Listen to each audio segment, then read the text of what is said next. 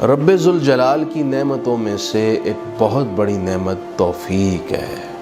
اللہ تعالیٰ جسے توفیق دے اس کا دل خیر کی طرف کھینچتا ہے، اس کا جی چاہتا ہے میں نیکی کروں، میں اپنے فرائض اور ذمہ داریاں ادا کروں۔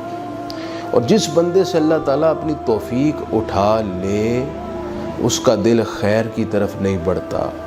تمام تر اسباب ہونے کے باوجود وہ بندہ اپنا فرض ادا نہیں کر پاتا۔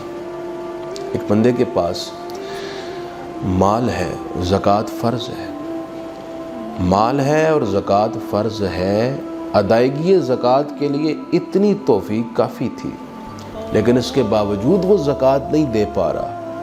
مطلب اس کا یہ اس کے پاس عام توفیق ہے لیکن خاص توفیق نہیں ہے۔ جو آج ہماری مراد ہے وہ ہے نیکی کی چاہت، رغبت، جو اللہ تعالیٰ کی خاص توفیق ہوتی ہے۔ یوں ہی کاشتکار ہے، ہزاروں ایکڑ اراضی پر اس کی پیداوار ہے، وہ عشر نہیں دے رہا۔ توفیق عام ہے لیکن اب اللہ تعالیٰ کے حق اور فرض کو ادا کرنے کی چاہت نہیں، جسے توفیق خاص کہتے ہیں، تو وہ بندہ اپنا فرض پورا نہیں کر پاتا۔ صوفیاء اکرام فرماتے ہیں کہ توفیق اس شے کو کہتے ہیں کہ اللہ تعالیٰ بندے کو اس کے نفس کے سپرد نہ کرے بلکہ اس کو اپنی رحمت کا سہارا دے، ٹیک دے، اس کو نیکی کی چاہت اور رغبت دے۔ یہ اس کی توفیق ہے۔ اور اگر اللہ تعالیٰ بندے کو اس کے نفس کے سپرد کر دے، اس کی رحمت کا سہارا میسر نہ رہے، کہا جائے گا کہ یہ شخص بے توفیق ہے، اس کو توفیق میسر نہیں ہے۔ مولانا روم لکھتے ہیں کہ ایک غلام اپنے مالک کے ساتھ جا رہا تھا، اذان کی آواز گونجی تو ان کا گزر مسجد کے قریب سے ہوا۔ غلام نے کہا حضرت مجھے اجازت دے میں نماز پڑھ لوں۔ مالک نے کہا جلدی پڑھ کے آ جاؤ، میں یہیں تمہارا انتظار کرتا ہوں۔ غلام اندر نماز پڑھنے گیا، تھوڑی سی دیر ہو گئی، باقی نمازی نکل کر چلے گئے۔ مالک کو غصہ آیا کہ دیگر نمازی چلے گئے اور یہ ابھی تک اندر بیٹھا ہوا ہے۔ تھوڑی دیر اور انتظار کیا، وہ نہیں آیا۔ مالک کا غصہ بڑھ گیا، اس نے چلا کر کہا کہ تجھے کس نے اندر پکڑ لیا ہے؟ اور نمازی چلے گئے، تو باہر نہیں نکل رہا۔ غلام نے اندر سے آواز لگائی کہ مجھے وہ اندر سے باہر نہیں آنے دے رہا جو تجھے باہر سے اندر نہیں آنے دے رہا۔ یعنی جس نے تجھے مسجد کے دروازے پر کھڑے ہونے کے باوجود اندر آنے کی توفیق نہیں دی، اس نے مجھ پر ایسا کرم کیا اور ایسی توفیق دی ہے کہ میرا اندر سے باہر آنے کو جی نہیں کرتا۔ مجھے نماز میں ایسی حلاوت، لذت اور چاہت نصیب ہے۔ جناب والا، بندہ اللہ تعالیٰ کی توفیق اور بے توفیقی کے درمیان رہتا ہے۔ کسی کو اللہ توفیق دیتا ہے، کسی کو نہیں دیتا۔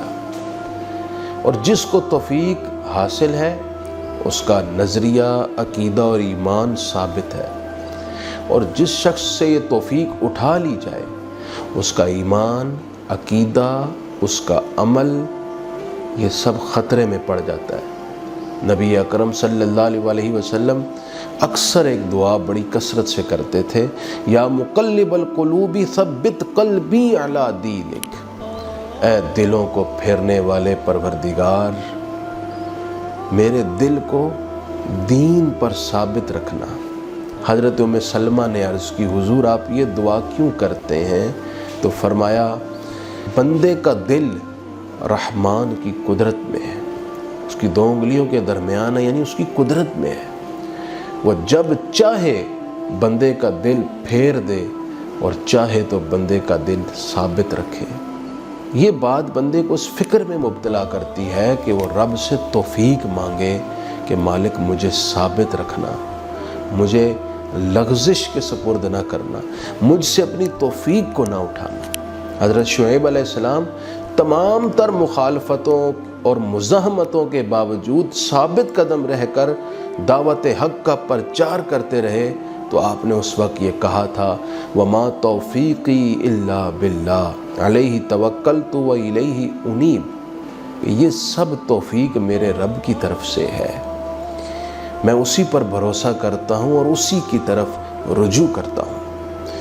ایک بندے کے پاس مالی وسعت ہے، صحت ہے، قدرت حاصل ہے، اختیار بھی ہے، اس کے پاس خیر کی توفیق ہے، لیکن اگر دل میں چاہت نہیں، وہ خیر کا کام کر نہیں پاتا، تو اس توفیق عام کے ساتھ جو خاص توفیق تھی وہ اس سے معلوم ہے۔ اللہ تعالیٰ سے وہ خاص توفیق مانگا کرے کہ پروردگار تو نے ہمیں صحت دی، مالی وسعت دی، قدرت دی، لیکن پھر بھی میں خیر نہیں کر پا رہا، میرے مولا تو مجھے اپنی وہ خاص توفیق عنایت کر دے جس سے دل تیری طرف کھینچے اور میں خیر کی چاہت پاؤں، اس کی طرف رغبت حاصل کر سکوں۔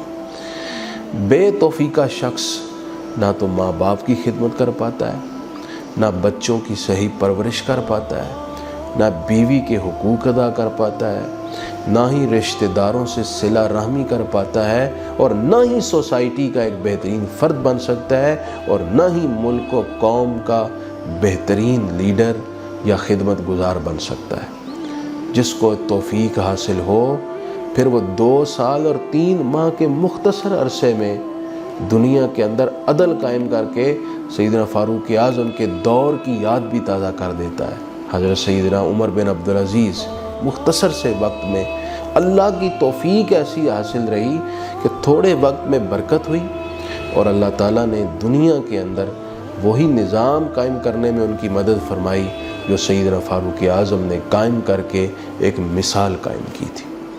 اللہ تعالیٰ سے توفیق مانگے، اللہ پاک مجھے اور آپ سب کو خیر کی توفیق نصیب فرمائے۔